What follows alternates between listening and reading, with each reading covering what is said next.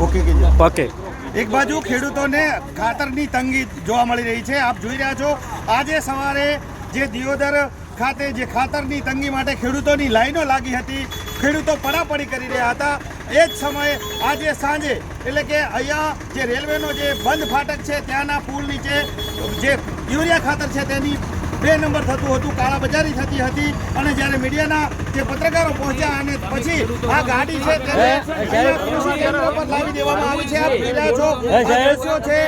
જે ખેડૂતોના આક્ષેપો હતા કે ખરેખર આ કાળાબજારી થતી હોય છે, પણ અહીંયા અત્યારે હાલ સાબિત થઈ શકે તેવું છે, કારણ કે આ જે રેલવેનો ઓવરબ્રિજ છે તેને નીચેના અંધારાના ભાગમાં જે કાળાબજારી થવાની હતી અને અત્યારે હાલ આ જે ટ્રક છે એ અડધું ખાલી કરી દેવામાં આવ્યું છે પુલ નીચે, જેના પણ એવિડન્સ પુરાવા પત્રકારો પાસે છે। પણ અત્યારે હાલ આ જો આ ટ્રક છે તેને કૃષિ કેન્દ્ર કરીને જે દુકાન છે ત્યાં આગળ લાવી દેવામાં આવ્યું છે અને આ જે ટ્રકની અંદરથી જેટલું ખાતર ખાલી કરવામાં આવ્યું છે તે તમામ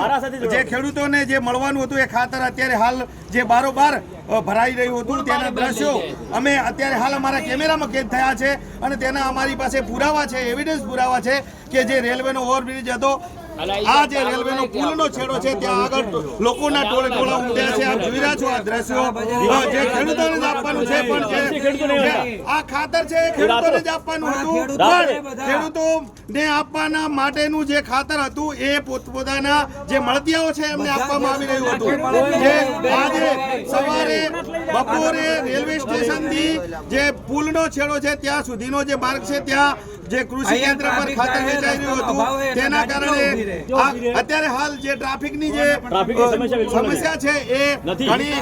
છે, પણ અત્યારે હાલ તમે જોઈ રહ્યા છો આ દ્રશ્યોમાં કે જે કાળાબજારી કરવા માટેના પ્રયાસો જે વેપારીઓ છે તેમના દ્વારા કરવામાં આવે છે। આ દ્રશ્યો આપને અમે દિયોદર રેલવે ઓવરબ્રિજ નીચેથી બતાવ્યા હતા અને અત્યારે હાલ તમને બીજા દ્રશ્યો પણ અમે બતાવી રહ્યા છીએ। જગદીશ પઢિયાર, બનાસ અપડેટ।